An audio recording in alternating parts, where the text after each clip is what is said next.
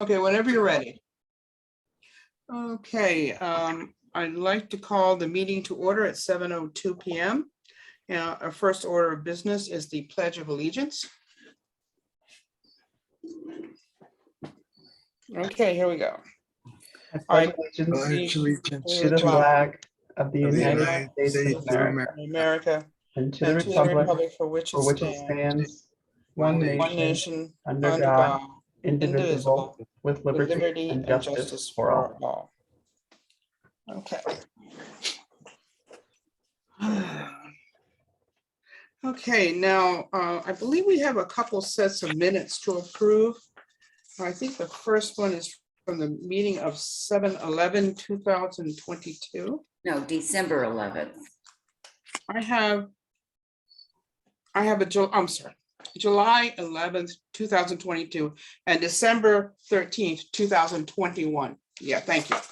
Okay, I guess we should take them in chronological order.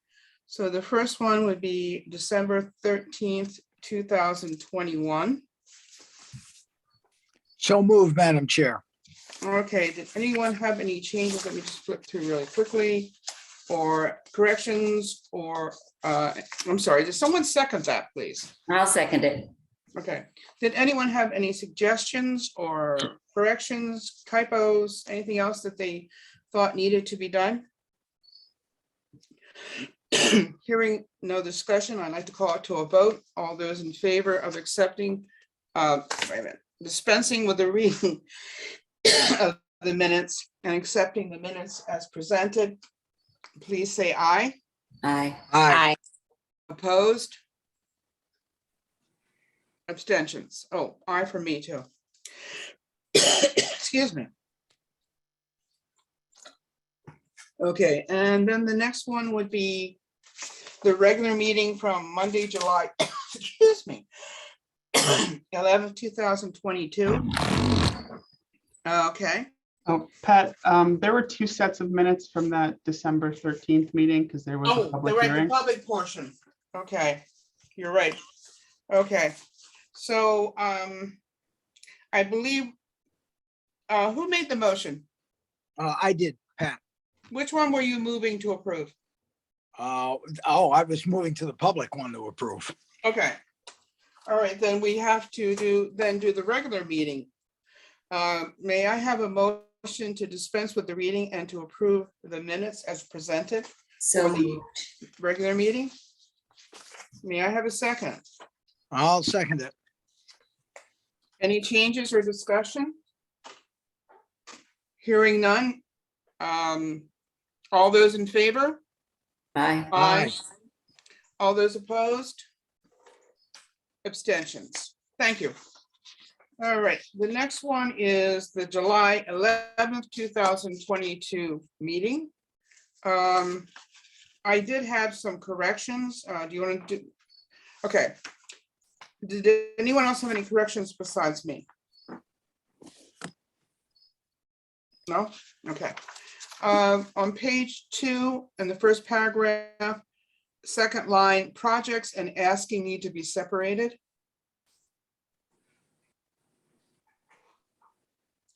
One, two, three, four, fifth bullet down.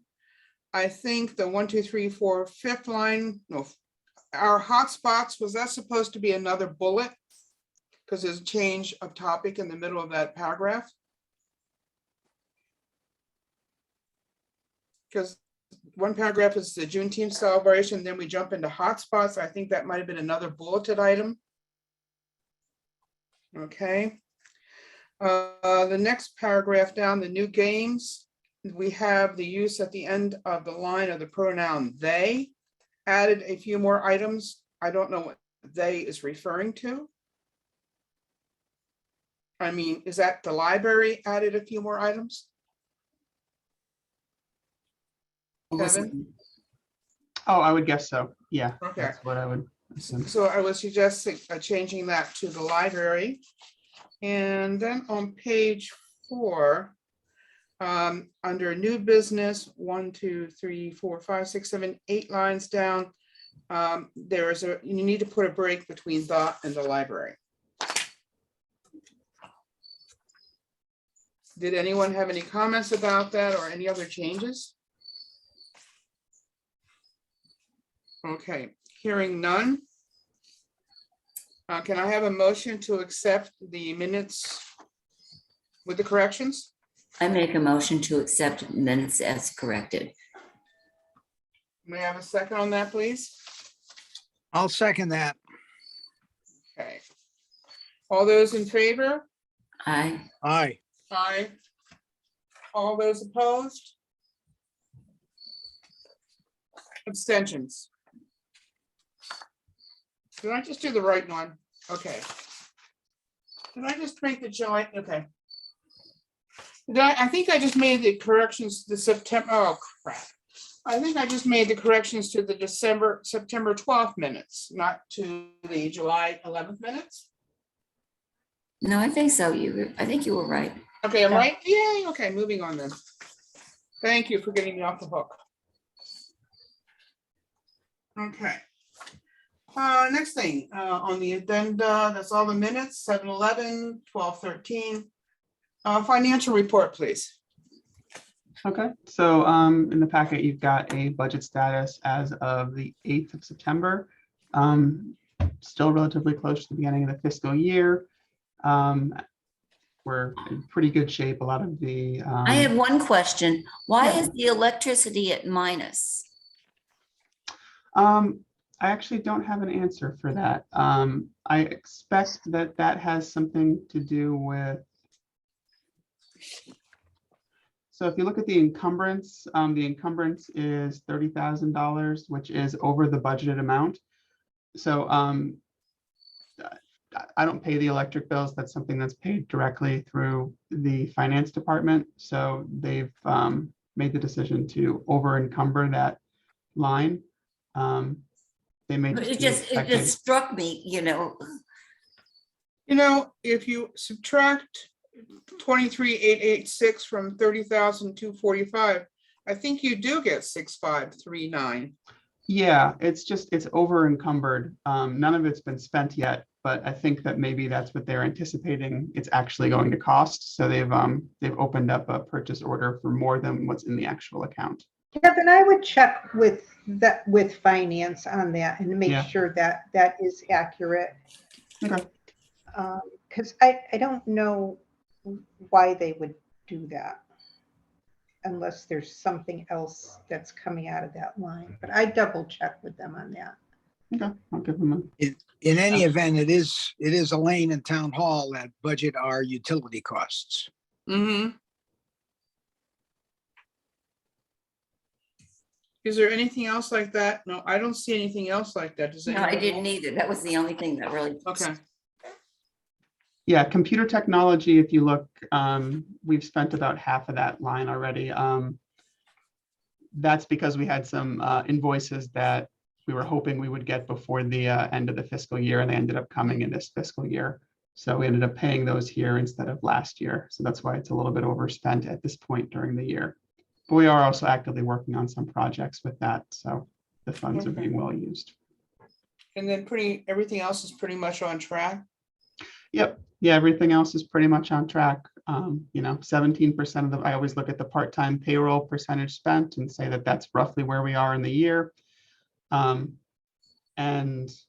that's kind of where we are, or as long as we're there or under, we're in pretty good shape for the other budget lines. And this really just represents a month of spending because things don't really open up until early August for us to begin paying invoices. Okay. What is done with the money that was left from the computers, from computer tech from last fiscal year? Well, that just gets when finance kind of balances the rest of the budget, it may go to taking care of another overdrawn line, but it just gets returned back to the general fund. Did that answer your question? Absolutely. Okay. Did anyone else have any questions or comments? Okay. Moving on to the report of the library director. Okay. We had a couple of very good circulation months in July and August. So over 6,000 in both, nearly 7,000 in August. Those are very good numbers for us. Even, those are quite a bit higher than we were doing even before the pandemic. So I'm very pleased with those. So July is a 2% increase over where we were last July, and then August was a 13% increase over 2021. And the data that I have at the tip of my fingertips, it's easy to access. It goes back to 2014, and those are the two best months for circulation since 2014. So I think we're pretty proud of that. It was very busy here in July and August. Visitor count was a little lower than pre-pandemic. That number is always a little bit tricky, just because the gate counters, people sometimes exit through different doors. They're hard to keep accurate. And also we've introduced the lockers, which means we're not counting people that are picking up those things where we were previously. So if that may be something we want to think about figuring out a way to count at some point. But it's just, they're roughly the same about where they should be. Just not a lot more people considering that there was so much more circulation. In line with those statistics, our summer reading program we thought was very successful. I actually just submitted the report to the state. We had 157 children, 38 teens, and 80 adults participate in the program. And then surveys collected indicated that everybody had a positive experience. So I think that's very good. The teen and adult program are both relatively new. They've only, I think this is only the second year that we've really been doing them. So we had quite a few more participants than last year. Children's story time begins tomorrow at 10 a.m. It'll be every Tuesday and Thursday through December 13th. There's no registration required right now. We've been working with Novus Insight to switch over the public computers from the thin clients we have now to desktops. The majority of the equipment was acquired at no cost from Yukon's surplus, but there'll be some expenses incurred for Microsoft 365 and deep freeze licenses. There's also some fees that we are probably not going to be paying any longer as far as hosting fees for the thin clients. So it may even end up just kind of being offset, but we're not exactly sure what that will be. The impact should be relatively minimal either way, and patron experience should be much better with this new setup. Baker and Taylor, where we buy the majority of our materials from, had some technical trouble that took down their website for the second half of August.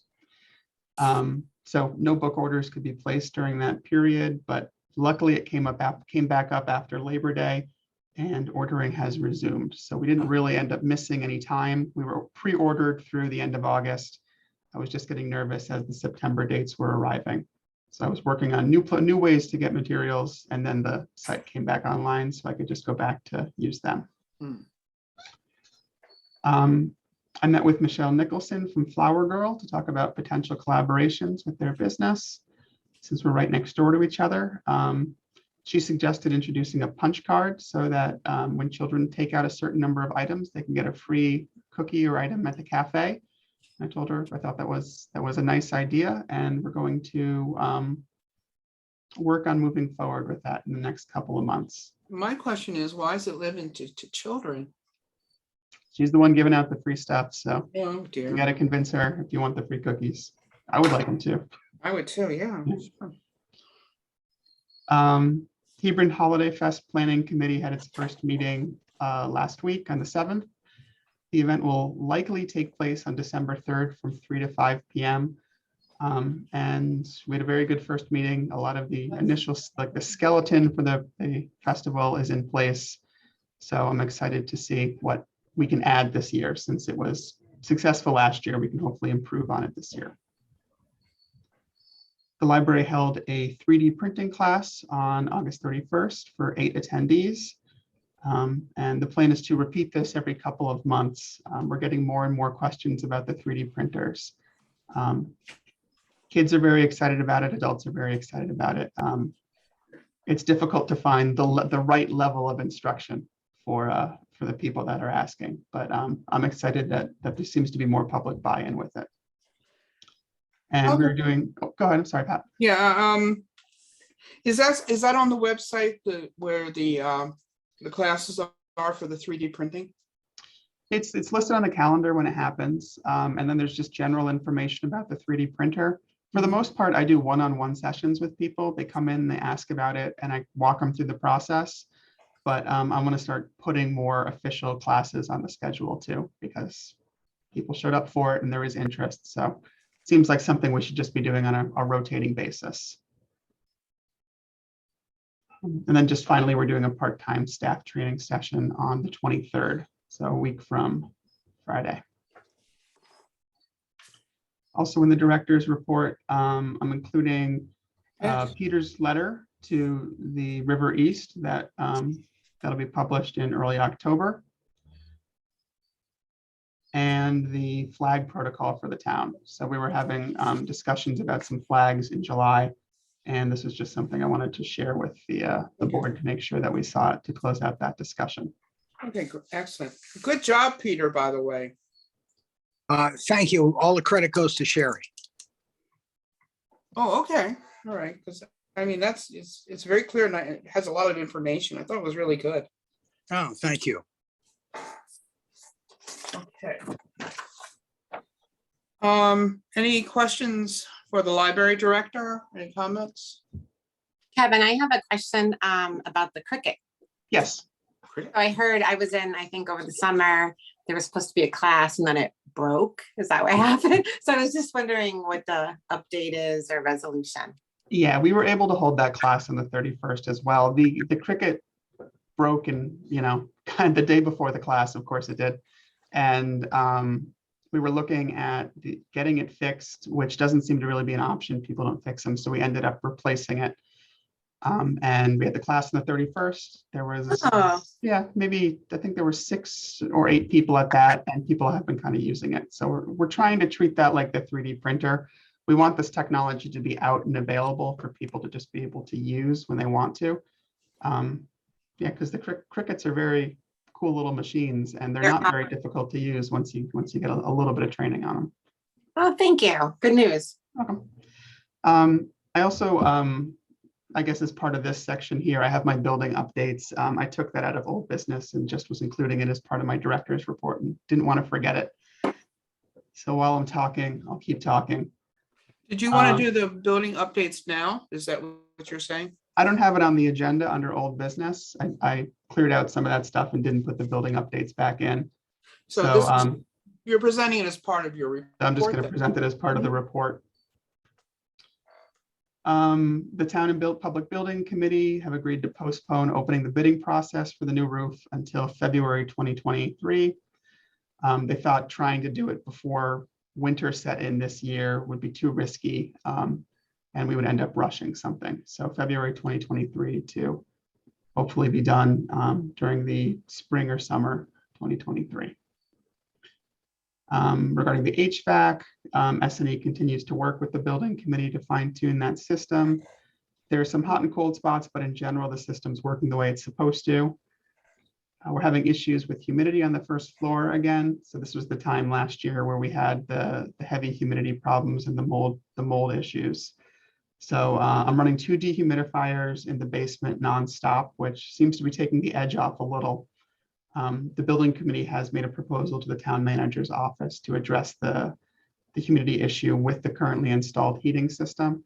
And that's something that's up in the air right now. So hopefully we can get through it without any mold growing. It gets drier. We received new windows, and they were installed everywhere in the building except for the main floor bathroom. So that window was apparently just not included in the last order. So the contractor came in, took measurements of the missing window, and is working on getting that one produced. But all the windows in the building, save for one, have been completed. This is a project that just won't quite end, but we're almost there. Regarding the flood, after the first floor was adequately dried out, northeast flooring replaced the flooring in the kitchen, hallway, break room, and the study rooms. So the area is now back to its pre-flood state. It looks good. And I brought in A&A Pest Control to take care of some ants that were on the 3rd floor and also some hornets that were in the bike rack outside. Both problems seem to be fixed. And that's it regarding building updates. Oh, Kevin, was actually, something that happened after the, after I wrote the report, we had some alarm issues on Thursday night where there was a fire alarm triggered around 4 in the morning. And the fire department responded. Nothing was happening here, but the alarm wasn't able to be reset correctly. So the alarm company is working on getting a new sensor for that area to replace it. Hopefully they'll be able to do that this week. All the other sensors in the building are working correctly. He just bypassed the one, so it's not constantly flashing and beeping in the building. Kevin, with all due respect to the fire department, did they know what door to get into? It seemed to. I wasn't Okay. here at 4 in the morning, but there were no broken windows. Okay, no, that's good, because remember we had talked about training them and having them in and doing some work down the basement or down the in the community room prior to COVID.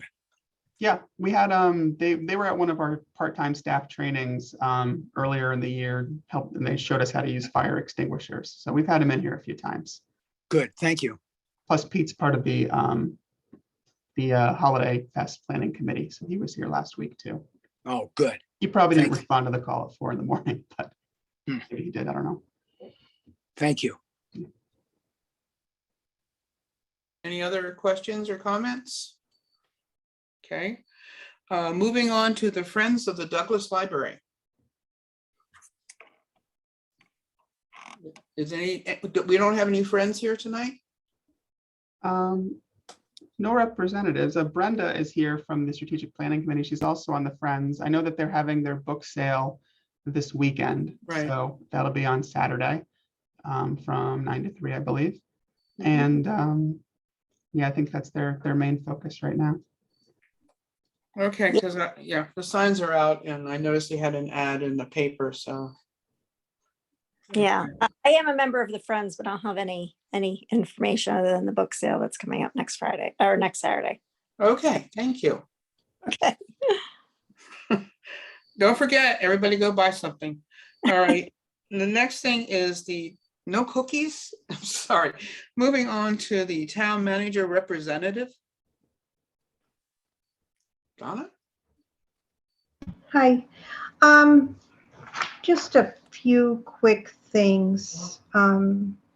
We are working on through ARPA and through a grant that we've recently applied for, that bridge from the library parking lot to Pendleton Drive. So that is still in the works, and the grant opportunity came up, so we put it in a grant application as well.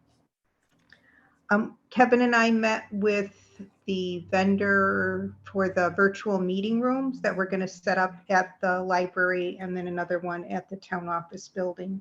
So we went over some of the specifications that he had quoted us on and made some changes and adjustments, and now we're waiting to hear back from him. So that will be in the works, and that is being funded through ARPA funds also. Kevin reported our holiday planning party.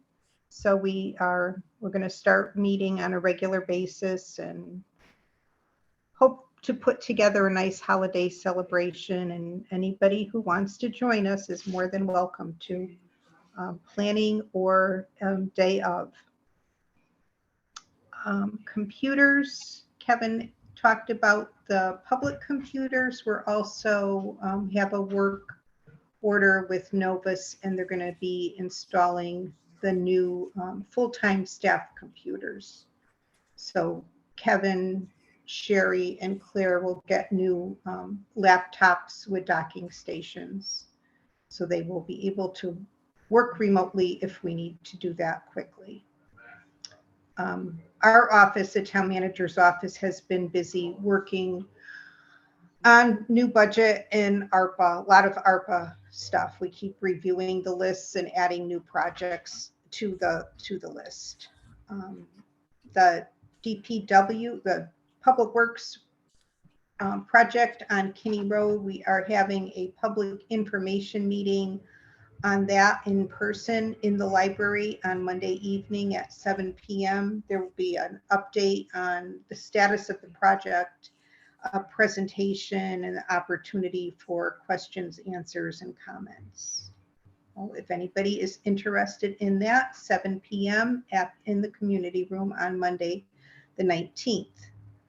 And Kevin reported the flood damage has been repaired. That was submitted to our insurance company, and our insurance company is subrogating it to the Admiral Cleaning Company. And I believe that's all I have for now. Thank you. Thank you, Donna. Okay, and Board of Selectmen, Gail's not here tonight, so we'll skip that. Chairperson's report.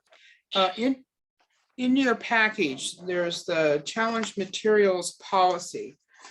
You'll see in the package, my niece, who is the head librarian from the Camden County Library System, graciously and with her permission, allowed us to look at their policies regarding challenge books and book selection. And I believe she has 9 different libraries in her group. And I just wanted to, I'm going to send her a little note of thanks. Regarding very using thorough. this. But she thought it might be useful, and they said that she just went over it in March of this year. So it's the current thinking. So it makes, and she's got a lot more people than the Hebron Library, I'll tell you. So, and I just wanted to point that out. Okay. And that brings us to old business, the challenge materials policy.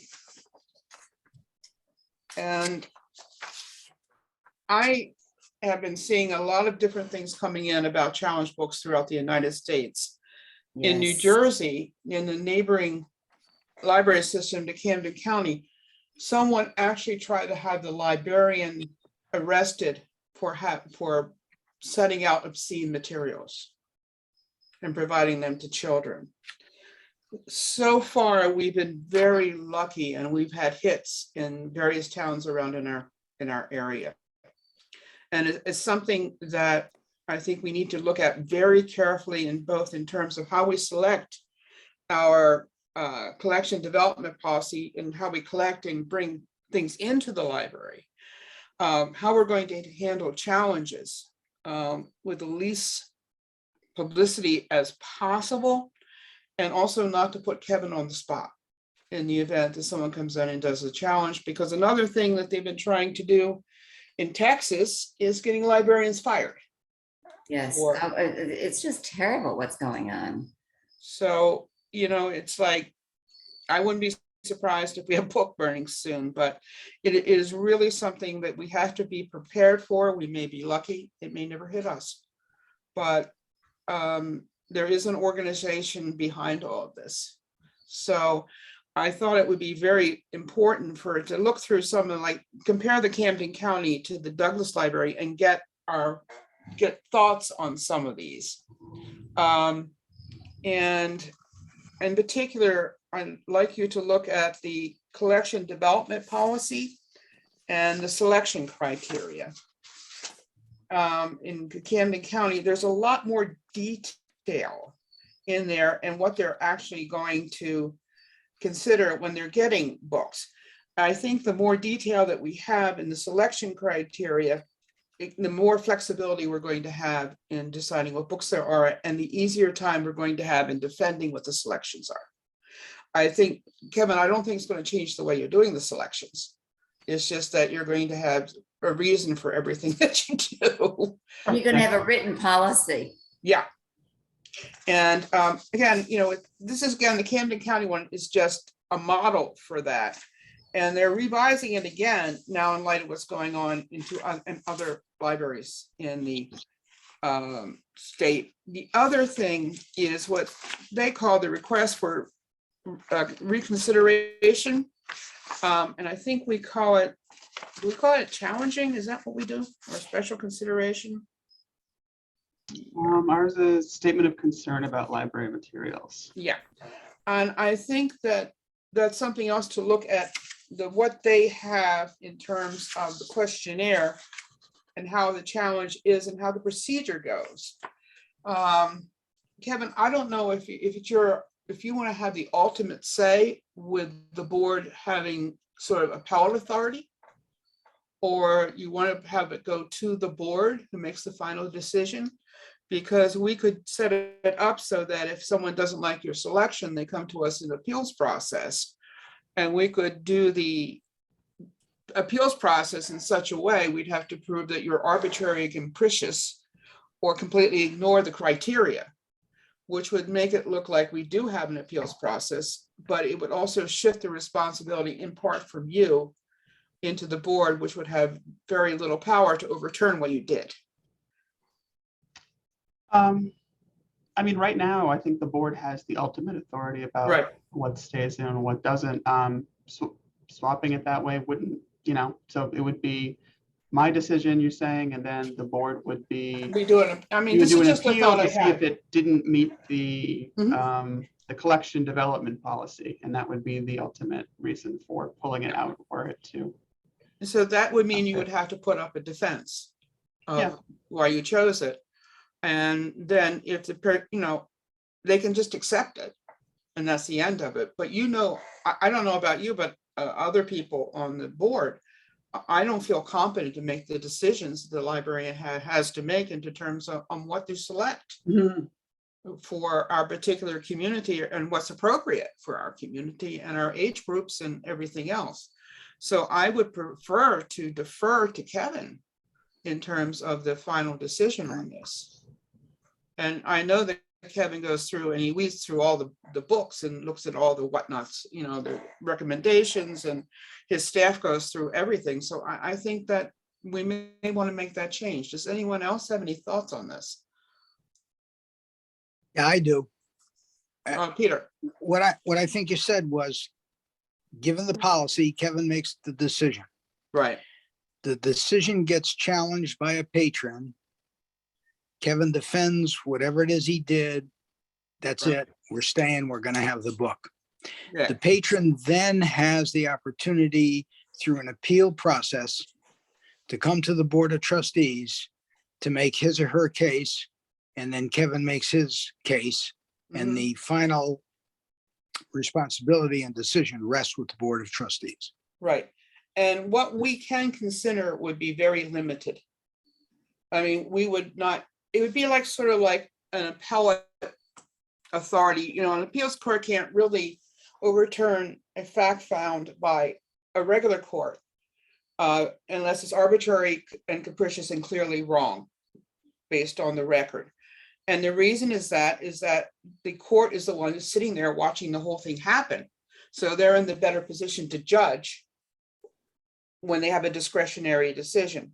And I would like to have some sort of structure like that Kevin's discretion is protected, yet, if Kevin goes completely off the deep end, that we could pull him up short, which I don't think is going to happen, but you never know.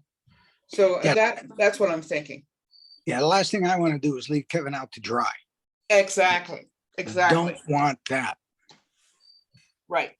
So, I mean, I think we should put in our policy that we recognize his discretion. Well, that makes sense to me, Pat. Okay. With your permission, I'll continue to work with Kevin on this. Is that okay? Yes. Okay. Oh, absolutely. Dale, did you have something you wanted to say? No? No. Okay. Can I ask Kevin's thoughts on this? That sounds reasonable to me.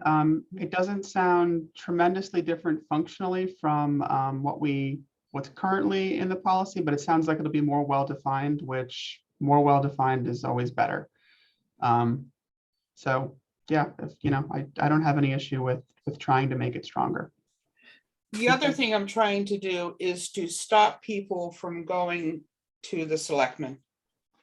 If they have an appellate authority within the library structure itself, I'm trying to keep them from going and bothering the selectmen like has happened over in Colchester. Colchester. Right. So that, I mean, the selectmen can have the power to do whatever they do. But let's just try to keep it local in our organization. And that's, what I've been thinking about. The other thing I was going to suggest, and I wish I could find it, when we're talking about our development policy, Kevin, can we follow the Connecticut Library Association statement and how we state it? They don't talk about minorities. They don't talk about, they talk about self-identified groups having the protection. That they talk about the people's identification, their group identity, and then they say it's relating to race, ethnicity, gender identity, socioeconomic status. And I think that is a better way of putting it, because that seems to be the sociologist's preferred way of doing things right now. It is based on your identity, not necessarily your membership. Yeah, that sounds fine. I have no issue with that. Okay, and so I got it off the website, and it says CLA is committed to expanding equity, diversity, and inclusion across the state, including embracing, encouraging, respecting, and welcoming people's multiple group identities relating to race, ethnicity, gender identity, socioeconomic status, sexual orientation, religion, ability, language, age, size. I like the size one, and more that make up the Connecticut library community.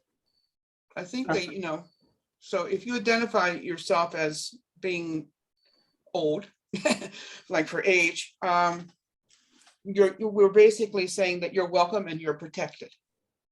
So if we could, I like that language a lot better. And if anyone has any improvements on that, I also think we got to be aware of not using the word minorities anymore. Right. Because I hate to tell you, Kevin, but white males are a minority now. Just so I tell you that. Okay.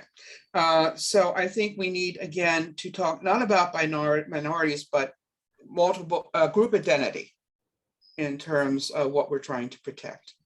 Because, I mean, women are more women than there are men, for example. So that makes us a majority, yet we need protections because of our sexual identity. So anywho, so that was my thoughts on that one. Okay. So if people wouldn't mind looking through that, that would be wonderful. And the other thing that I thought was really sneaky that the Camden County people did was their complaint form. They really cut back on what people are going to say, and they left it wide open. So you have to really sit down and say what you found problematic about the book. And you're not going out and talking about, what the critics say or what the professionals say or what the age group is. It's really open-ended. So I'm hoping that their type of questions is going to make people be more specific about what they find offensive. And they have to tell you how did you find out about this? Did somebody tell you, or did you read it, I guess? And have you looked at the entire thing? And if not, what did you look at? So you're already telling them, hey, did you actually see this yourself? And what concerns do you have about this resource? So that makes them to say, well, it's not suitable for this age group, or it's not something that I want in my library because it talks about the devil, or whatever else they're going to be saying. And then the last one is, what action are you asking the library director to do? Because they may not be asking you to get rid of the book. They may be asking you to move it to a different section of the library. So I like these open-ended questions because they can't hide, and they have to be specific and make their own expression of what they find objectionable. And usually open-ended questions like this get a lot more information. So I wanted also to recommend that. Have I beaten that horse to death yet? Got a little life left in it. No, still a life left in it. Did anyone else have any? I do hope that people have a chance to look at these and think about what we're doing. And also, there's the request for reconsideration, which identifies the library material and then has these open-ended questions. So I think that rather than giving them the reasons why they may find it objectionable, let's make them tell us what they think is objectionable. Okay. It's good food for thought. I think our current form does have some of those open-ended Yeah, but see, questions. we give them a list of things to check off. Yes, know, which is we too can give them easy. questions. Yeah, what age group is the material suitable? So we're basically telling them what to complain about. We're giving them a roadmap on what to complain about. And I would rather try to have something more open-ended where they have to express themselves on why they're objecting. Because a lot of times people don't really know why they're objecting. They just don't know. Someone is They don't telling want them. it there. You know, I mean, you might get an answer like, because I don't want it there. So, you know, like theme or purpose, you know, so this is just like basically a checklist on how I would object to a book. That's why I'm saying it, make it open-ended. So anyway, I don't believe in helping people sometimes do what they're going to do. Okay. So please think about that. I'm going to work with Kevin perhaps to get something together for our next meeting for your consideration and comments. Please be kind, and we'll see what we can do. Okay. Anyone else have any comments about the challenged materials policies? No, I think we just have to be very clear on how we come out, because there have been, I mean, I've heard NPR talking about some librarians quitting because they were threatened. And I mean, it's a very scary time. And we need to really be able to help and back Kevin and have a policy that is well stated. Right, exactly. We have to not have Kevin sitting out there with his butt hanging out. I mean, we've got to protect him. So, and he's, you know, he's doing a good job and bringing things into the library, examining what he's bringing in, diversifying, and I think he deserves our protection. He's blushing. How cute. Okay. All right. So the next issue I have is Poet Laureate. No, nothing new to report? I'm waiting for anyone else to jump in. We've tried to find a time to meet, but between the three of us, we have so many other things going on that we haven't managed that yet. But hopefully October. Okay. Have you been getting a lot of submissions? How could we? We haven't done anything yet. Oh, no wonder you haven't gotten any submissions. I mean, a couple of times Kevin has put it in the newsletter. You know, but we have not gotten organized to. You made submissions of poems, or do you mean submissions of potential laureates? Either one would be fine. Well, until we meet, we can't do anything about the poet laureate. We have to get all of that organized and hopefully have a welcoming tea explanation, you know, and so on. As far as poems, as I just said, we've put it out a couple times. Kevin has, and we probably should continue doing that. Is there anything we can do to help you? We basically have all of the materials done. It's a matter of getting together and finalizing dates, locations, things of that sort. I don't think either Althea or Gail are here tonight, are they? I'm here. Althea's here. Oh, speak up. Speak up. Yeah, hopefully we can, like you say, get together in October. there've been several, I can't think of the word, problems of getting together in the past, but we've got to get this rolling soon. Yeah. It's a matter of life happens when you're not looking. Yeah. Yeah. Okay, thank you very much. Can I just ask a question under Sure. old business? And that is, I may have missed it, but we were having the letters sent to the editor about the library on a monthly basis, and I was glad to see in the packet Peter's letter. Have they been going to the editor? I haven't seen them. I missed it. My fault. I missed July. I was supposed to do July, so I apologize. I am going to do one. That is my fault. So no, we didn't do one in July. We didn't do it one in August. I had reached out to Pam Cohen, and I wanted to do something about the Friends of the Library. And Pam was away, and I've been waiting for her to get back to me. I just felt that I would like to include her when we did something about Friends of the Library. Oh, it's a nice idea. I didn't know who was supposed to do what. I'm no blame or anything like that. Well, you can blame me. You could have That's remained fine. anonymous. But I was just wondering, I thought with all the political stuff, I thought, well, maybe somehow I missed it. No. So Get in line, Althea, if you want to blame me. yeah. Or me too.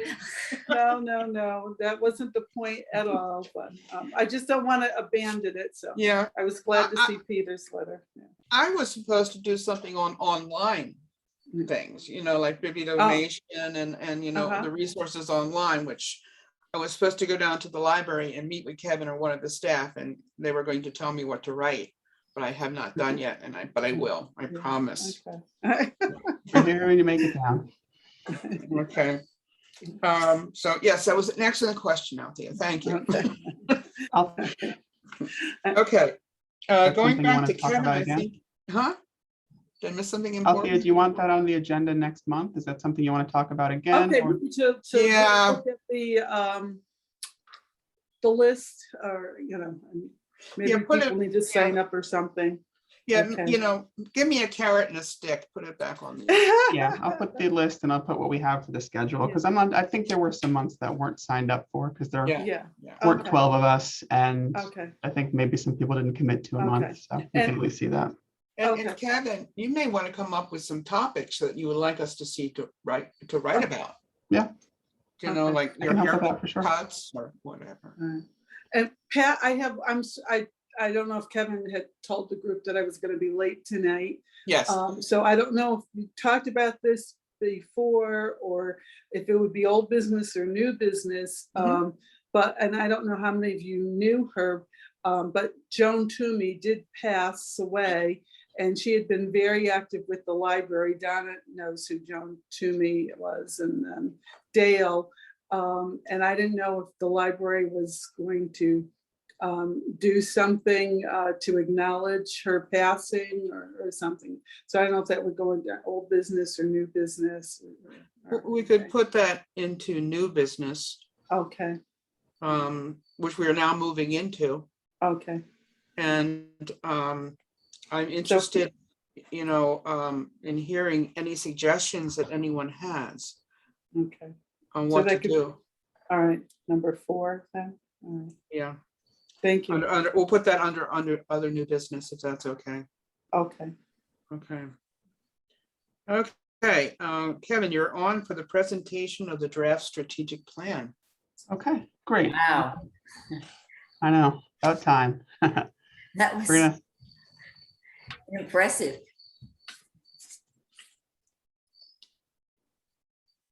Okay, so we got a PowerPoint here. Let me just get this going. Okay, are you seeing the PowerPoint? Just want to make sure I've got it shared correctly. Yes. Okay, great. So the Strategic Plan Committee, we're proud to present our draft strategic plan tonight. We hope that our work will prove useful to the board as we try to make wise decisions over the next 5 years. So I'll be presenting some of the broad strokes of the plan over the next 20 minutes or so. And then following the presentation, we can go through the written plan section by section. to allow comments. Additionally, questions and comments can be sent to my email address through the end of September. The plan will likely be brought in front of the trustees for approval or some sort of action at the October meeting, after the Strategic Planning Committee had a chance to review comments and update the document if necessary.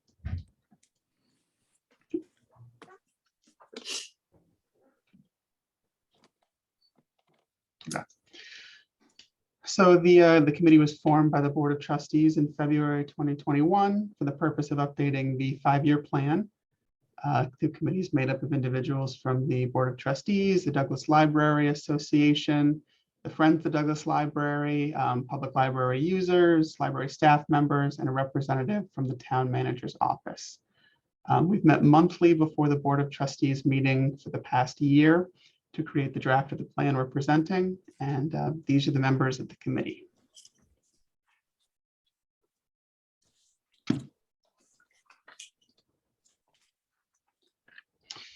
So these are some of the purpose of strategic planning, what we were thinking about trying to accomplish as we were writing this.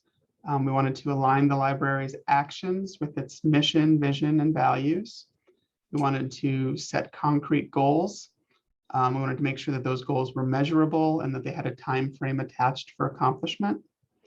We wanted to focus the priorities, energy, and resources of the library in the same direction. Work on getting the staff and board members on the same page. So once again, we're moving in the same direction.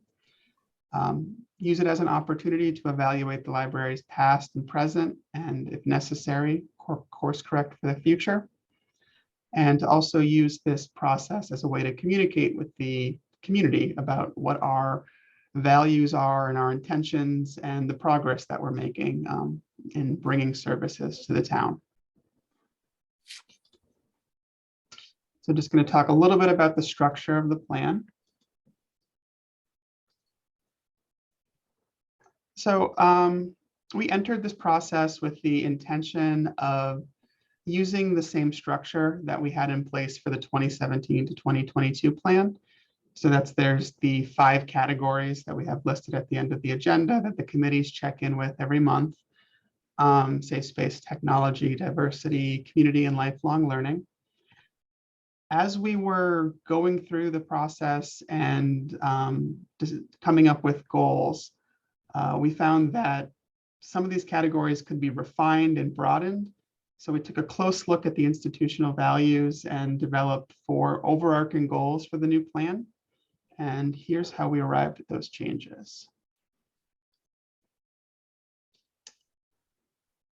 We go backwards.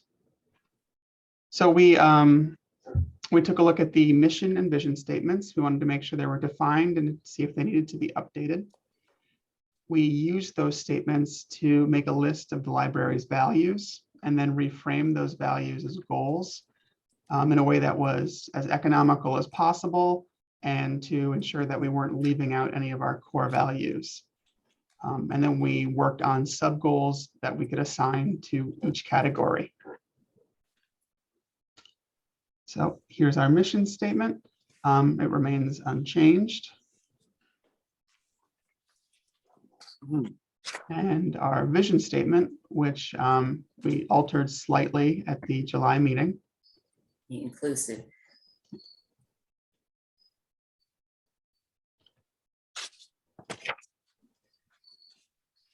Okay.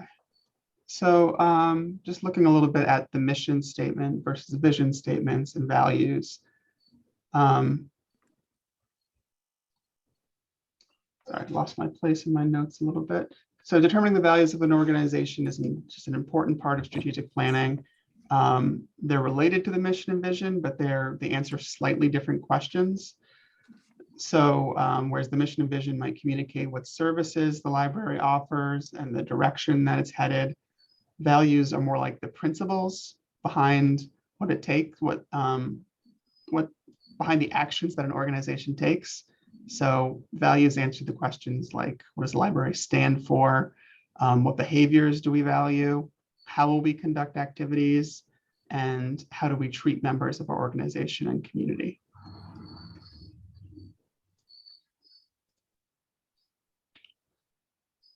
So we took a look at the mission and vision statement and pulled out some values directly from there, and then came up with a few other ones that weren't directly addressed as a part of the statement. So accessibility, intellectual freedom, high quality services, preservation, trustworthiness, being indispensable to the community, social responsibility, emotional safety, physical safety, always striving to improve, and also the right to privacy, promoting education and lifelong learning, being fiscally sustainable, supporting democracy, and supporting innovation.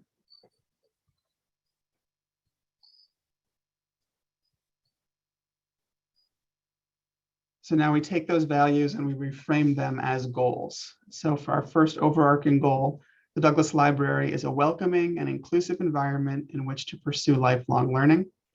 So by a welcoming and inclusive environment, it provides equitable access to information from a diverse collection of sources and creators in an emotionally safe environment. Goal number 2 is that the Douglas Library is an integral part of the Hebron community. An integral member of the community is an active participant in local events and discussions and makes its trusted services accessible to its members and has a desire to build upon and improve the society that it resides in.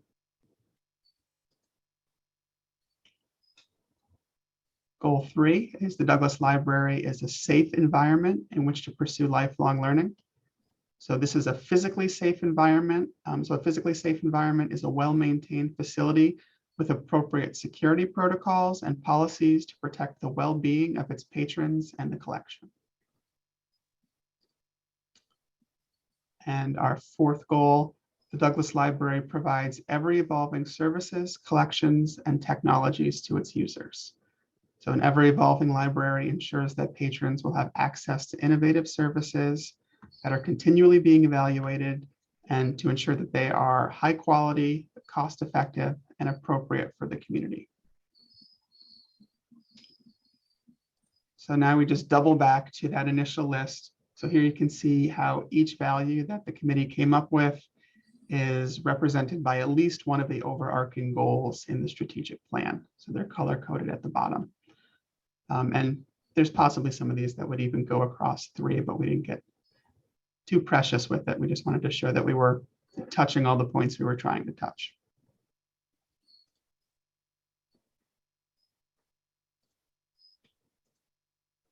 And then here's just our overarching goals, the 4 of them again. It's kismet that you take welcoming, integral, safe, and evolving.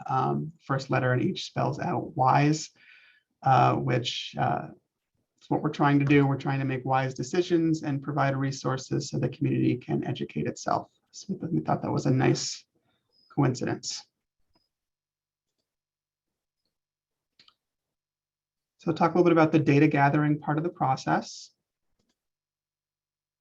The committee collected data from 2 surveys and a public forum. The first survey focused on responses from library users. The second survey focused on community organizations whose missions overlap with the libraries. And the public forum also looked at the opinions of library users. So the initial public survey, we had physical copies of the survey available at the senior center, town hall, and the library.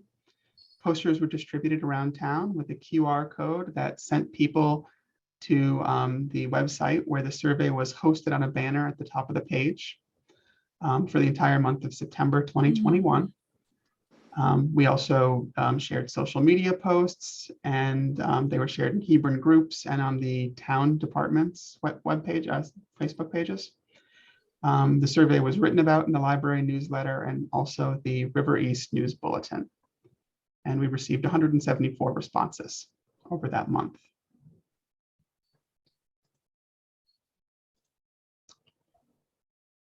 Regarding the community partners survey, the committee invited participants that were, invited participants were brainstormed by the committee during its July and August 2021 meetings.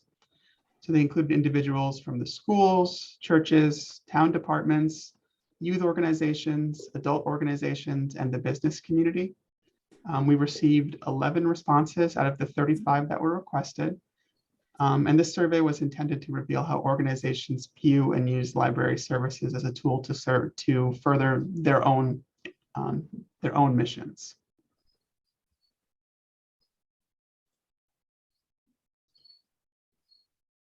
And the public forum, we advertised it in the same way as the public survey. So on posters and social media, we had a press release out in the River East News Bulletin. The public forum was held via Zoom in February 2022. We had hoped to hold it in person, but elected to move it to Zoom because this was during the Omicron spike. Ultimately, we had 10 attendees and the discussion lasted approximately 90 minutes. Responses were presented to the Strategic Planning Committee at their March 2022 meeting. And at this point, the committee opted to forego holding additional forums and began the work of writing the plan.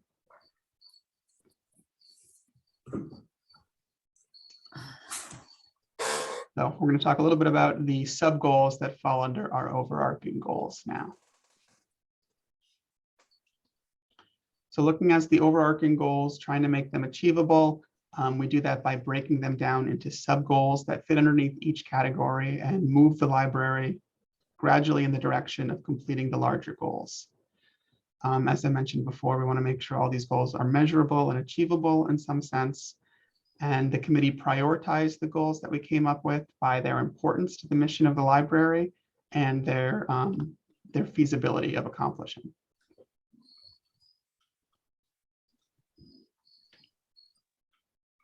Okay.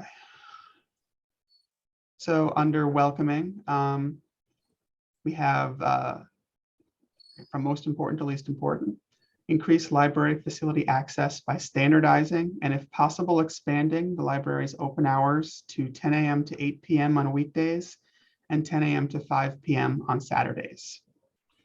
And then B, by revisiting the need/feasibility of adding Sunday hours to the schedule. Sub-goal 2, train all library staff to better respond to the needs and sensitivities of patrons and other staff members by requiring that all library staff attend at least one training session annually on this topic.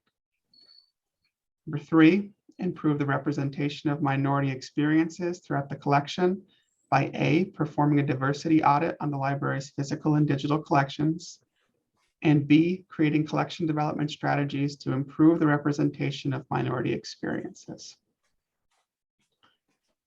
And number 4, make library services more accessible to patrons who cannot use the library building by A, exploring the possibility of offering library curbside delivery, B, increasing promotion of and expenditures on digital services, and C, exploring improvements to the existing homebound delivery service.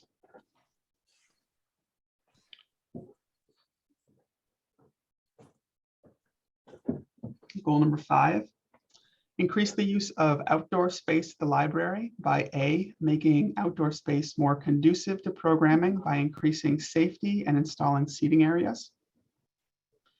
B, putting up barriers to make spaces near the parking lot safer. And C, planning at least one outdoor children's program each month from May through September. Goal 6, make the library a more physically welcoming and comfortable place in which to spend time by identifying areas where existing furniture is due for replacement and, if appropriate, replaced with more comfortable seating.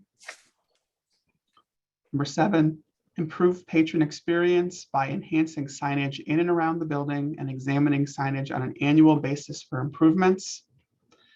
And the last goal under welcoming, examine the library's policy manual and make alterations to make library services more welcoming and inclusive. Moving on to integral, Douglas Library is an integral part of the Hebron community. Ensure that library services are clearly communicated to the community by A, increasing the number of channels, quality, and consistency of marketing content, and B, streamlining the creation of and dissemination of marketing content. 2, Creating 5 new partnerships with local organizations. 3, determine a method to accurately track public computer and Wi-Fi usage, then use those statistics to create a plan to increase the use of those services.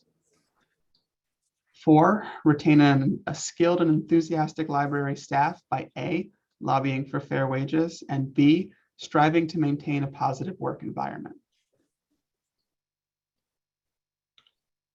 5, create and enact a plan to foster and deepen existing partnerships with Hebron Public Schools, RAM, AHM, the Senior Center, local government departments, and other local organizations. 6, increase room usage by outside organizations by amending the room use policy to reduce barriers of entry, expanding hours of availability, and increasing advertising for this service. 7, increase the average number of items circulated by a minimum of 10% over the course of the strategic plan. And 8, increase the number of library card holders in Hebron by a minimum of 10% over the course of the strategic plan. Moving on to safe. The Douglas Library of Hebron is a safe environment in which to pursue lifelong learning. So sub-goal number 1 is to upgrade the security infrastructure of the Douglas Library by A, improving exterior lighting and increasing the number of security cameras inside and outside of the building, and B, introducing technology to keep track of which staff are in the building at a given time.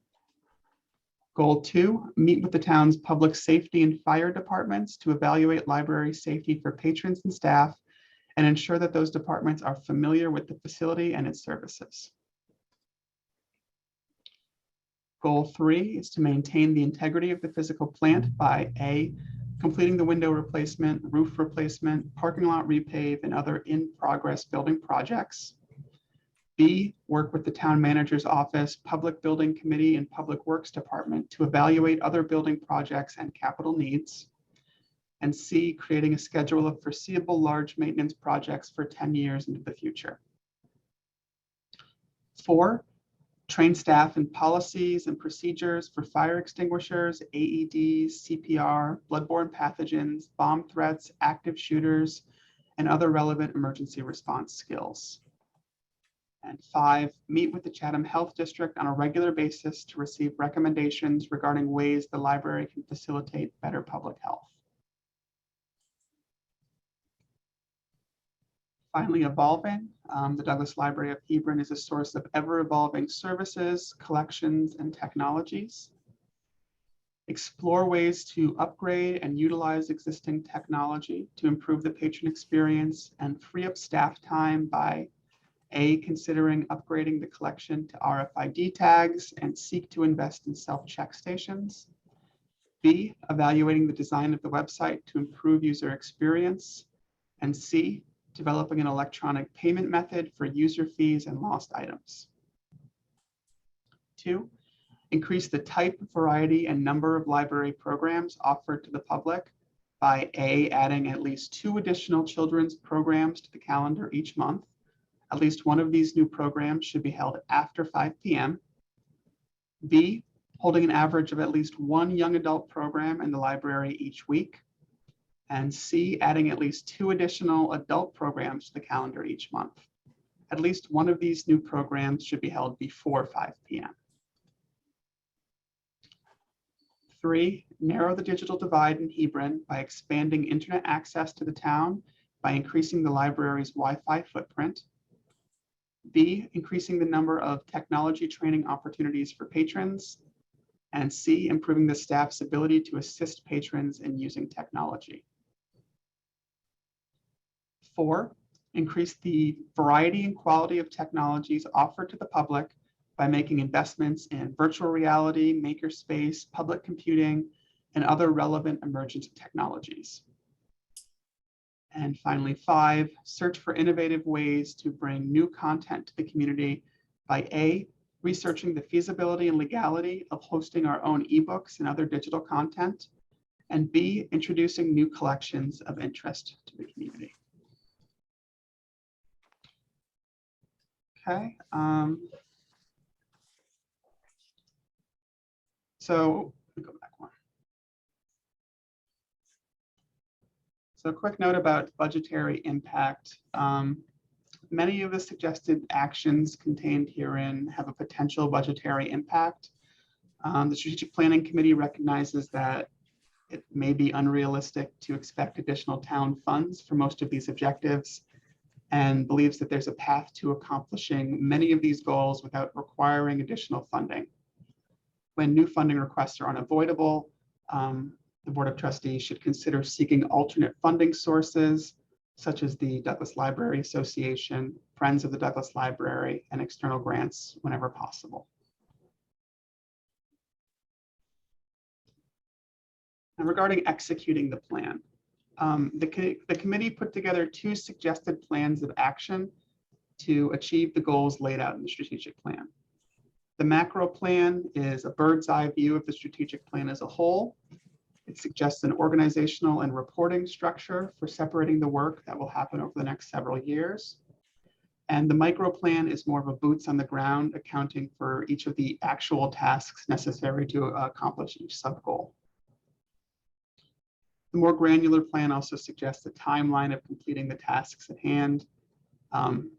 These are only suggestions, of course. Once the plan's finalized and approved, the Board of Trustees has complete ownership and can proceed as however it sees fit. So the board's suggested macro plan would be to form committees made up of the Board of Trustees to address each overarching goal, similar to what we're doing now. So welcoming, integral, safe, and evolving. Those committees would monitor progress, work with library administration to steer resources, and report back to the board on achievements. The committees could be made up of trustees and library staff, as well as potentially members of the community or other town departments if that's appropriate. And also a holistic view committee. So a holistic view of the entire strategic plan. So that committee would, or individual would monitor and keep track of the work of the other committees, adjust committee assignments, and make decisions about allocating board resources. The committee will also begin the process of forming the next strategic plan committee when that time comes. So this could also just be the responsible of the board chairperson instead of forming an additional committee. That would be up to the board. The suggestion would be to have committees meet at least every other month to work on their goals, and then have the committees report on their work at each regular trustees meeting. The Holistic View Committee should prepare a state of the strategic plan report annually, just to show us where we're at in the whole process. Now, here are some of the more granular plans for accomplishing each goal. I'm not going to go through and read them. They're all in the actual plan themselves, but as you can see, the committees laid out a plan of action for each plan, identified individuals that are responsible for executing those actions, and proposed a start date and a target end date for accomplishing each one of the goals. So we have those for all of the goals. Let's go back one more. So finally, next steps from here. The Board of Trustees needs to take action to approve or reject this plan. Not tonight, possibly next month, if that makes sense. The approval can obviously come with revisions if necessary. Then the Board of Selectmen would need to accept the strategic plan. So that would be something presented at one of their meetings by the Strategic Plan Committee and the trustees. The approved strategic plan would then be formatted for printing, including appendices, which were not present in the draft plan that you have. Then the strategic plan can be presented to the community, posted on the website in PDF and HTML, presented to library staff, and then printed plans would be distributed to selectmen, other library stakeholders, and a press release would be sent to the River East News Bulletin. Then work on the plan itself begins, and the strategic plan committee is disbanded for 4 short years. Very thorough. That was, wow. So thanks for taking time to listen. So the we'd love to take questions and comments from the rest of the board. I'd like to comment, that was amazing. That was incredibly detailed. It was well laid out. I mean, that was very impressive, Kevin, and members of the strategic plan committee. That was The very committee's done a lot of impressive. hard work over the past year. Wow. So I don't know how we want to tackle this. We could look through the printed plan and just go section by section if there are any comments. As I mentioned kind of at the beginning, nothing really no decisions need to be made tonight. If you had other ideas or comments, if they could be sent to me by the end of the month, then we could roll them into the existing plan for something that could potentially be voted on in October. I like the whys. I thought that was very, very good. I was just happy how that kind of worked out that way. I love a good acronym. Actually, if you want to put like a logo on it, we could put an owl on it. Yeah, I did Yeah, see that. the owl's in there. I saw one. we had a little owl. We could design a. It's right there on page 22. 22? 22. There's an It's in- owl? Well, it's in the PowerPoint, Oh, in the 22. Yeah. but maybe our logo, it's kind of owl shaped. I don't know if we can work something Yeah. together. Oh. So what you're suggesting that we do is we take this and do homework on it and then send our comments to you before the next meeting? Would you like to have a discussion now? I would, depending on, we can just go through section by section. If there's not a lot of comments and you want to save them for later, that's fine. If you want to make comments now, that's also okay. I don't want to drag this out too long. I know we're already approaching 8:30. Yeah. What is, No, the- I would like some extra time to read through it and think about it a little bit. This is a lot of material. I did have one comment. What about, remember when we couldn't give out laptops and stuff unless we gave them to other people in the that had Connecticut library cards? yeah, that's the next item on the agenda. Is that something that should be included in the plan? Is coordination with those guys? It could be. I mean, I think we do our best to coordinate with the state library all the time, and I don't foresee us trying to pull out of the Connecticut card program at any point. So it's something. It feels like something that we're already doing, but if it's important to be put in there, I don't see any reason why not. Would it make them happy? I don't know that they care either way. I think as long as the policy's in line with what they want, they're okay. Okay, because I just was wondering about that. Sorry about that. Yeah. Okay. I would like Yeah. extra time to read it. So anyone else? Okay, I'll see it. just a couple of comments. I was on that first strategic committee, the last one, I should say. And so I completely understand all the hard work and everything that goes into it. So thank you all so very much who were a part of this. One of the things, a few of the things that really stuck out to me were like the goal of partnerships with other organizations in town. I think that's a great idea. Mhm. I was really glad to see that in there. And the increased usage of the building with outside organizations. I think that's good. So I'd like to talk about that a little bit more, I guess, at the next meeting, the next time we talk about this, because I know that will also affect insurance and so forth. I'm all for it. That's not a negative comment. Just explore that a little bit. And I love the idea about the children's programming, and especially the one for young children's programs after 5 o'clock. I think that would probably be a very welcome idea to parents who work during the day and perhaps feel maybe a little guilty or something that they can't bring their children to programs, at 10 in the morning, and that kind of thing. So to explore something like that, I think hopefully can be very positive. I also think it would probably take a little time to catch on So those are, I know we're not going to do a lot of talking tonight about it, but those are a few of the things that stuck out in my mind. And then having an adult program before 5 p.m. for the Mhm. seniors. Yeah, yeah. So I noticed that. That was excellent too. Yeah, yeah. So I think the committee's done some really great work here. Thank you so much. And it'll be exciting to get more into more detail. And Right. Thank you, Althea. yeah. Kevin, if we wanted to submit comments to you, when would you like them? Because I imagine you would want to like incorporate things before the next meeting. Yeah, before, by the end of the month.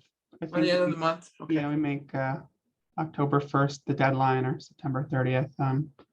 That'll give me time to get everything together, decide if, run it by the rest of the committee and have it in time for your packet. Okay. Email, okay? Email's great. Yep.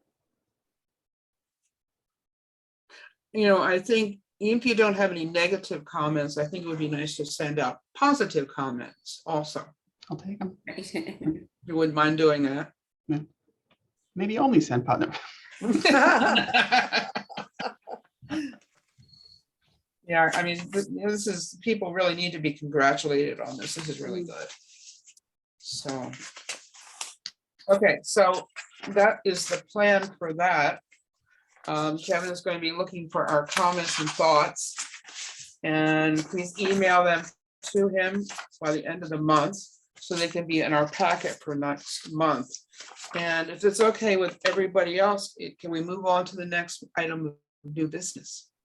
Okay, and that would be the hotspot lending policy.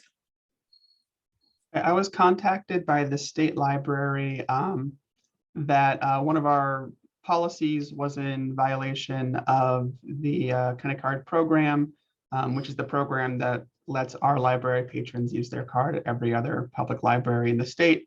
Obviously a great program. So I talked to them a little bit about it, and it was our hotspot and tablet lending policy. Just going to share that. So our current policy, it's just that first sentence there. The Douglas Library of Hebron lends out both hotspots and tablets to Douglas Library card holders in good standing, ages 18 and above. We're not allowed to restrict any of our items to only Hebron residents. Right. They need to be made available equally to any Connecticut Public Library card holder. So they took issue with that, and I told them I would just discuss it with you, and if we wanted to remain in their good graces and Oh, yes. alter the policy, all we'd really have to do is change Douglas Library card holders to Connecticut Public Library card holders. Functionally, it doesn't really change anything. We lend these out to whoever wants to use them. And they're not, when this was written, I'm imagining that maybe there was a concern about them being really hot ticket items and not being available for our patrons, and other patrons from other towns would take them before people could use them that needed them here. In reality, generally there's one hotspot out of the two sitting on the shelf. They're available and they should be used. So I don't think this is hurting accessibility for our patrons in any way. It's just making them more accessible to everybody else. It just seems reasonable to change it. I totally agree. Well, could I have a motion that change be made? I so move. May I have a second? Okay, I'll second it. Yes. Oh, okay. I was going to second. You don't know, you can do it. You can do it. I will second the motion. Okay. Any discussion?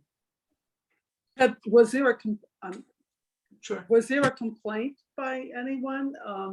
How did this come to their attention? I'm curious. I don't know. I didn't That- ask. I That just, was my question too. I Oh. wondered if they received a complaint or if they're just Yeah. reviewing all the policies. Yeah. Curious. they didn't tell me how they came across it. It was just an email. So I don't know if they were just reviewing Yeah. policies for something else and happened to notice it, or you know, if there were a complaint, I would have thought that we would have, you know, I would have dealt with it before it came to them, and I would have told somebody no. But yeah, I don't know. I wish Gail was here. She might know. She might. Yeah. Yeah. But Okay. you're saying, Kevin, that we never had any request that we refused. Not that I'm aware of, no. I could see somebody Right. self-selecting because they read the policy and thought they couldn't Right. use it, but you know. How many people read the policy? I wouldn't think many people do. And we do. But if somebody's coming from out of town, is going to drive Good 20 minutes to point. pick up a hot spot, maybe they would check before they get in the car. Yeah. I Yeah. doubt it. Yeah, probably not. Okay, any more discussion? Okay, could we have a vote then? All those in favor of making the change, so signify by saying aye. I, Aye. Opposed? Abstentions? The motion is passed. Great, thank you. The next item is mental health Little Free Library. When I looked at that, I called Kevin. But go ahead, Kevin. AHM received a grant to distribute some of these little free libraries that, you know, they're the ones you see out and about on bike trails and around town. Take a book, leave a book. This is specifically meant for items aimed at children that have to do with mental health. So they had asked us if we would put one out since we are the library. I told them that sounded like a great idea. So they provided me with the library, which is sitting right behind me, right here, and a post and some concrete. And I just wanted to make sure I ran it by the board before I put anything in the ground, just to make sure you were happy with the location. I thought that I would just put it next to the mailboxes. It seemed like the most logical spot because it looks like mailboxes. Will there an explanation? Say again, Emma, I'm sorry. Will there be an explanation? It just seems a little strange that there's this mini library right next to the big library. So I'm wondering if there'll be a sign explaining the purpose and the sponsor and things of that sort. Yeah, there's a big sticker on the front that has a website that explains more about it. Yeah, I was wondering though, if we put it there, would it be sort of like hidden in the bushes? no, I don't think so. You It's think it'll be pretty out in the visible? open there. Okay, because that's my only concern, that people won't notice it. No, it's by it's like, it looks like it's by the picnic table, and there's just the small bush down below. It's not You hidden. mean the hosta? Yeah. Yeah, okay. What does Yeah. it say there? What does it say? Here for you. That's not Okay. very informative. Yeah, I don't know. It's almost a little I almost think it could be a better spot for it. Okay. It just seems a little odd to have it in front of the big library to me. That's just my initial reaction to it. I don't want it to be mixed up like with the returning books and the The locker. yeah, all that. Is there What's another location that would be better, you think? Althea? That's what I'm wondering, if there's another spot there. Yeah, I mean, we can put it up towards the front of the library. It doesn't get as much foot traffic. Yeah, and people wouldn't I see don't it want as it to be much. mixed up with the other books and stuff, yeah. It's Yeah. maybe a little too close. Kevin, do we already have the same materials within I the haven't- library? Some of them, I believe we do. I didn't look through closely. They're clearly marked, differently. We wouldn't mix them up with our materials. If they get returned to us in the book drop, somebody just walks them outside and puts them back in this. If somebody puts their materials and tries to return them in this little library, that could be something. But we can also, We're gonna have bird's nest in there, I just know it. yeah. Well, that's what the door is for, hopefully. Okay. But we, we probably would have to improve signage a little bit on it. We could go with a Yeah, label maker or something, do not return library materials here, or Yeah. maybe something that's a little bit more. Do they have other signs for it that you would identify it better? That's what I was hoping. I think they have handouts or something that came with it. I would move it maybe to a little different spot. I think it just might be a little confusing. I That's think my it's 2 cents. competitive in that location. You know, I mean, to me, it doesn't mean anything. I mean, it's not like, oh, here's a trail map or something like that. It's just, I would look at it and say, I wonder what that is. Yeah. Yeah, the branding, I suppose, could be clearer. I'm not sure that it's the right thing for us for this location when we already have, many of the same materials. I'm not quite understanding it. What if we put it more out front by the driveway so that people that were going into the old town hall or into the chamber or something could also see it? Is there something we could do with that? Or into the cafe, or I mean, where the chairs are set up and so forth. Yeah. Yeah, people do walk there. Yeah. Yeah. And it would be more noticeable too. I think you get more interest. Okay, I that think was so. my second thought was, if you're looking at the library to the left, kind of on the side there, makes some sense right up next to the right up by the sidewalk. Yeah. I like that. I like that location better because it's clearly not library business. Right. Yeah. And it would be more noticeable and more people would see it. But I also think it needs signage. Yeah. Okay. Would it be Those 6 chairs, Sorry? the 6 chairs on the circle, Yeah. perhaps over near that area, people sit, they can read, they can. But that's not library property though. We'd have. No, to I think that it's in the front. The chairs But that's are there. fine with me, but it duplicates our purpose, our business. Yeah, that's why we want to move it away, but still provide the And public that's why I'm service. saying Yeah. over near that circle, I mean, it would show up then. Is That's Donna not still- library. Is Donna still here? Yeah. I'm here, and I think since this is becoming such a debate, maybe invite somebody from AHM to come to the next meeting and explain the program and how they're hoping this is going to work. I think they want it at the library because of the traffic, and it sounds like this is not the only one, that there's going to be others installed at different locations. So That's a maybe good idea. invite somebody from AHM to come and provide a little bit more information about it. Yeah, and we could also suggest that they have better labeling or something for our purposes. Yeah, that's a good idea. Kevin? Yep, I can talk to Tressa and see if she can make it next month. Okay, excellent.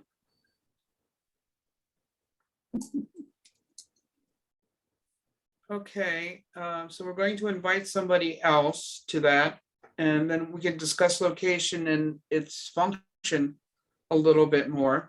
And next is other new business, and that would be for Joan Toomey.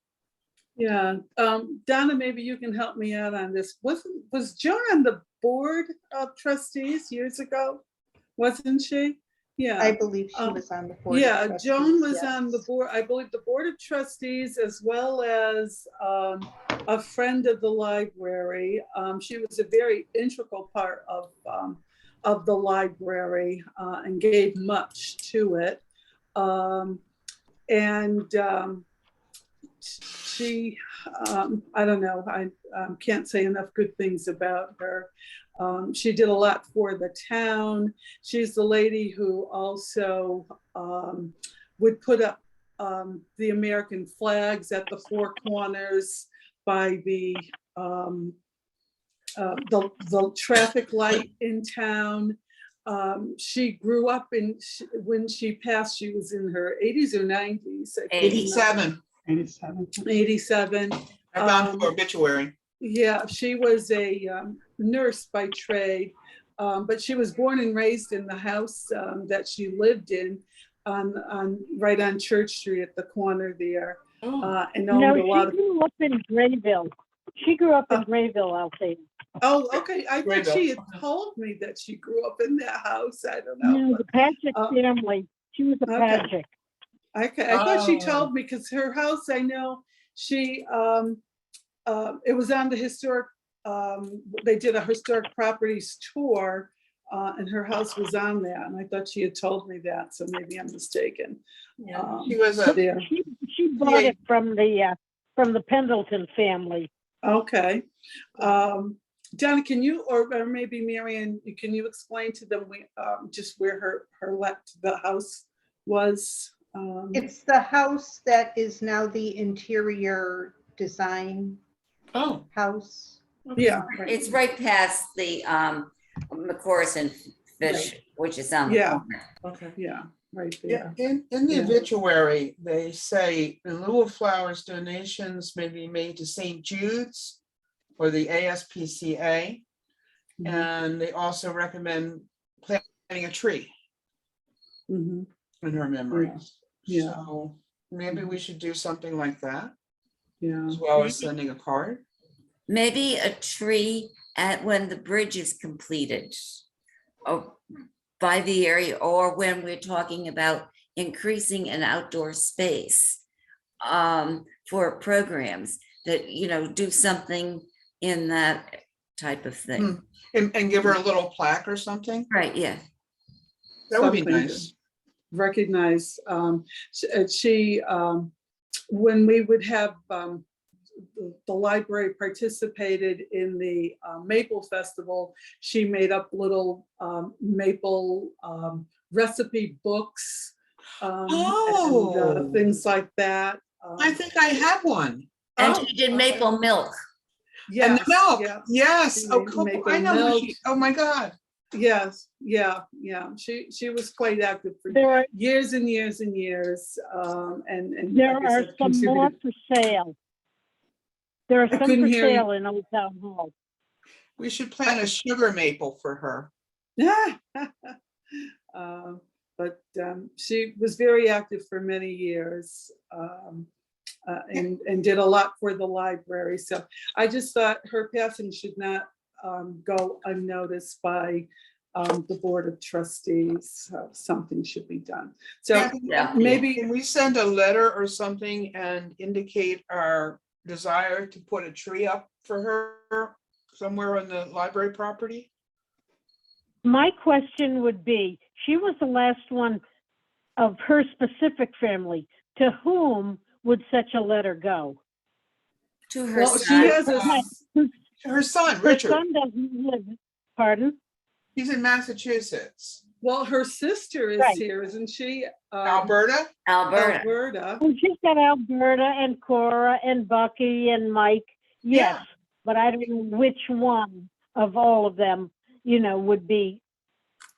Well, Selected. we could go on the online site at the funeral home and write something. I would think maybe her sister, maybe Donna or Dale, you have some input on this. Maybe her sister, Alberta. And for others of you who don't know, also her nephew is Paul Pompowitz Right. in town, and Yes. and her and he's married to Carla Pompowitz, the town clerk.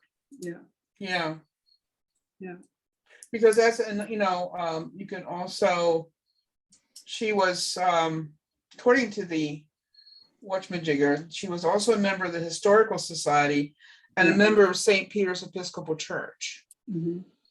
Well, Two churches, right, Dale? right. Yeah. She actually was very involved with St. Andrews Yeah, and in then Colchester. in Colchester, and then And the Ukrainian one down there. Oh, yes, yeah. yes. Oh my God, yeah. So, what's everybody's thought on this? Send something to the I kind of family, like the tree. and tell her that we're gonna plant a tree. Yeah. That's something we have to vote on, Donna? Because it's an expenditure? I don't I think you think- have to I vote think on it. your I think idea- you could. Pardon me? And I think Just- your idea of a note at the funeral home, on their website is a good thought also. Yeah, they have it, that you can That would get post, to yeah. all of them. Yeah, because it has share a memory. It's the, I'll send you the link, Kevin. I Yeah. think, yeah, Let's see, which one is it? It's Aurora McCarthy. Aurora McCarthy, thank you. And Kevin, you can send it out to, if you would, to everybody that would be interested in putting something on the website. That might be a nice idea too. Okay, So And then, just keep in mind when if we're gonna plant a tree, that we should only be planting Native. certain types of trees. So native trees, I would run it by either Jim Cordier or the town planner to make sure that we're planting an appropriate tree. in an And appropriate then- spot too. In an appropriate spot. So if we're gonna wait and do it as part of the bridge and pathway, that they could maybe incorporate it into that plan. Or if we're gonna put it somewhere else, we want to make sure that we put it somewhere We that, could, that makes sense. Donna, what would you think of ordering the, a little plaque in the meantime? And put the plaque, I would wait. Garden. With- In the flower, where the gardening is, or by the bench, maybe. I would Or hold or off even on in the library.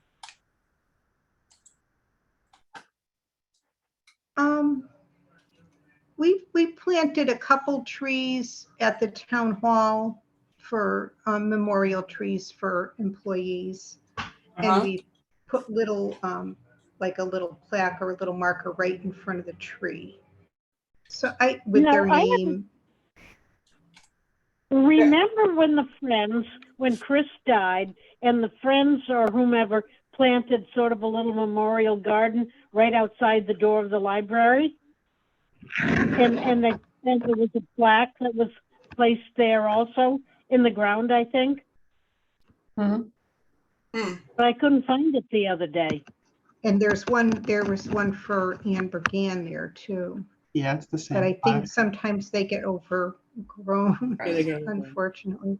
Kevin, I just sent you the link for the funeral home if you want to distribute it among the Board of Trustees members. What if we had a plaque made and after the bridge is opened, we sequester a tree that's already been planted by the town that meets all the specifications, and Mhm. put the plaque in? Okay. That sounds like a good idea. I would think as long as, who's our tree warden? Kevin Sullivan? Kevin I- Kelly. Kevin Kevin Kelly. Kelly. I knew that wasn't right, yeah. Yeah, Kevin Kelly is the tree warden.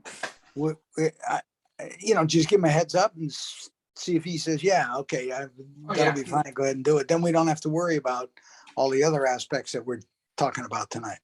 Exactly. Well, planning and zoning also determines what sort of vegetation should be placed in places. I don't think of planning and zoning as much as. Kevin Kelly you're right, Kevin Kelly. Kevin Kelly's the tree warden, but planning and zoning does determine types of plantings. So what do we do to get it in front of planning and zoning? Just We'll send take in it a to, request? let's take it to Matt, the Send town a letter planner. to Natalie. Okay. I don't think it needs to be a formal request. I think Kevin could have a discussion with Matt, the town planner, Sure. and with Matt and maybe Kevin Kelly, and just say, let them know what we're thinking, and then they'll let us know what the process. will Yeah, be. and I think that anybody who wants to send a personal message on the website, from the Board of Trustees, would be nice too, if you felt like doing that. As well as Kevin putting something on there, from the library. So it's up to you. Do you think it should go besides that, on the website to her sister.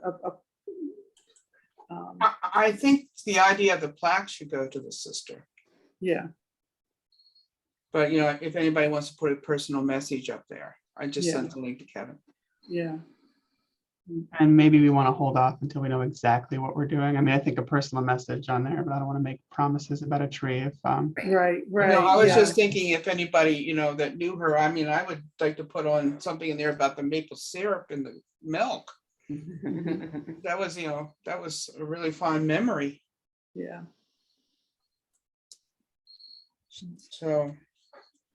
Okay, so what we're doing is, Kevin is going to be making an inquiry to the planning and zoning about a tree, and Kevin, we're going to send you off to look for a plaque. okay. Check with Kevin Kelly on that, because I know he did the little plaques that we put for the other trees that we planted. So he Okay. may be aware of that type of. Gee, marker. maybe, yeah, they might be able to do it themselves. We could say, you know, the town. Yeah, I'll I don't ask know. him about that when we talk about the tree. I also, I bought the one for Chris outside, and the one for Anne Bergan, so I can get those too if we fall back Okay. on those. Okay, I, now, I think we should give the strategic planning committees the night off. Yes. I have another item of new business or new Oopsie. old business. Go ahead. In the last minutes, I believe it was said that we would readdress virtual versus live meetings in September. Right. I would like to address that when Gail is available, if it's all right with you. Because, I mean, her input's going to be valuable in terms of the Connecticut Library Association, and that's also for the Board of Selectmen, because it may require, if we do a hybrid meeting, it may require us to purchase some equipment. So would you mind if we waited until Gail was at the meeting? I would ask Donna if the Board of Selectmen have readdressed that first. They have not talked about it for a few months, and the last time they did, you know, they have elected to stay virtual.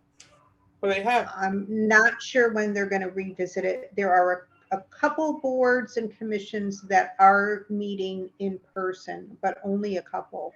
Almost everyone is still meeting virtually, but the selectmen have pretty much said that boards and commissions can do what they want as long as it's done safely and with, you know, appropriate social distancing.